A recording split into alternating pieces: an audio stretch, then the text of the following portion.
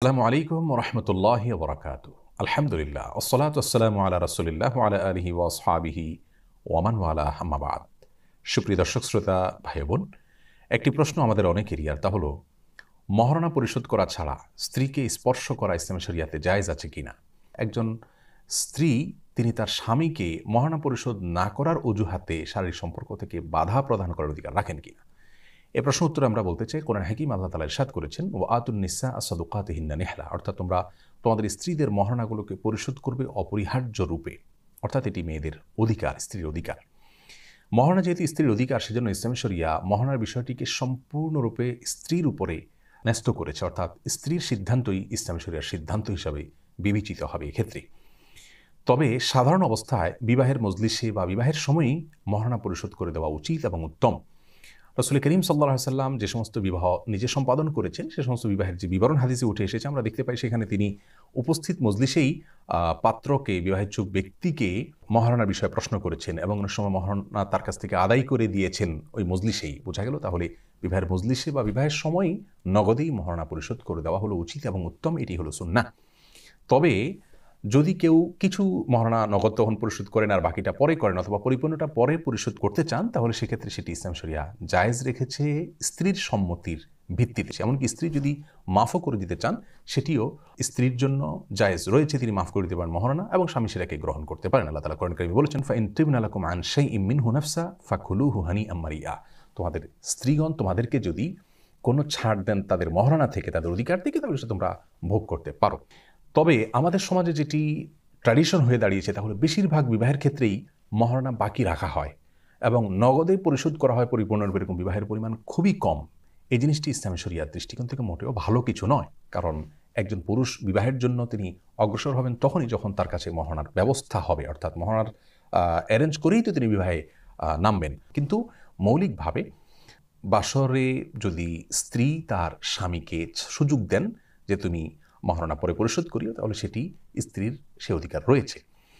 আর যদি স্ত্রী বাসর রাতে স্বামীকে বাধ্য করেন যে মহারণা পরিশোধ করতে হবে আগে, স্পর্শ করার আগে, শারীরিক সম্পর্ক করার আগে, তাহলে সেই অধিকার সারা বিশ্বের সমস্ত উলামায়ে কেরামের ঐক্যমতের ভিত্তিতে স্ত্রী রয়েছে। রাসূল আকরাম সাল্লাল্লাহু আলাইহি ওয়াসাল্লামের মেয়ে ফাতেমা রাদিয়াল্লাহু তাআলা আনহা, তাঁর বাসরের সময় তিনি কিন্তু আলী রাদিয়াল্লাহু তাআলা আনহুকে বাধ্য করেছিলেন মহারণা পরিশোধ করার, অর্থাৎ বাসর করার আগেই মহারণা যেন পরিশোধ করা হয়, এবং তিনি একটি লৌহবর্ম দিয়ে তার মহারণা তিনি পরিশোধ করেছেন রাসূল আকরাম সাল্লাল্লাহু আলাইহি ওয়াসাল্লামের নির্দেশে।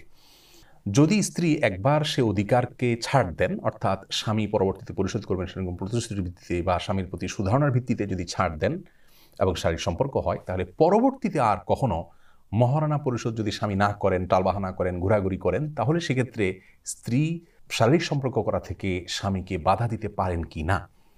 এ বিষয়ে জমহুর বা বেশিরভাগ ওলামায়ে কেরাম, ইমাম আবু ইউসুফ, ইমাম মুহাম্মদ, ইমাম শাফি, ইমাম আহমদ ইবনে হাম্বল রাহিমাহুল্লাহ সহ বেশিরভাগ ওলামায়ে কেরাম, ইমামগণের মত হলো যে পরবর্তীতে আর বাধা দিতে পারবে না। একবার যদি স্বামীকে সুযোগ দিয়ে থাকেন, তাহলে পরবর্তীতে আর বাধা দেওয়ার অধিকার তার থাকবে না।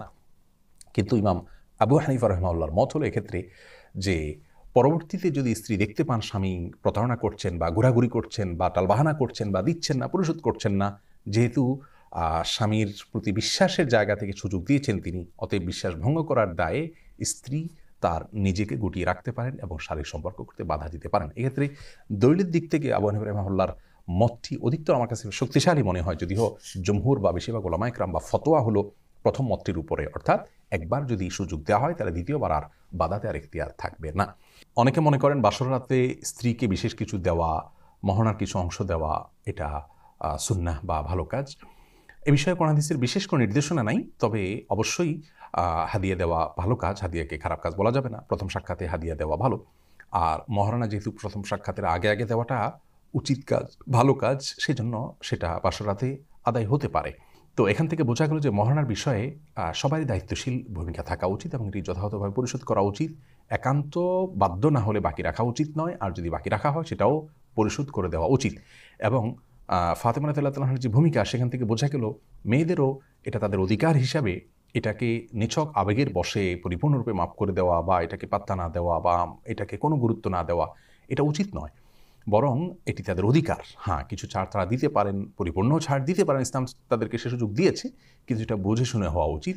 আবেগের বশে বিশেষ পরিস্থিতিতে বাসর রাতে স্বামী হয়তো মাপ চাইলেন অথবা আর্গুমেন্ট করলেন আর তার ভিত্তিতে তিনি মাফ করে দিলেন, এমনটি হওয়া উচিত না, হলে সেটা সুচিন্তিতভাবে হওয়া উচিত।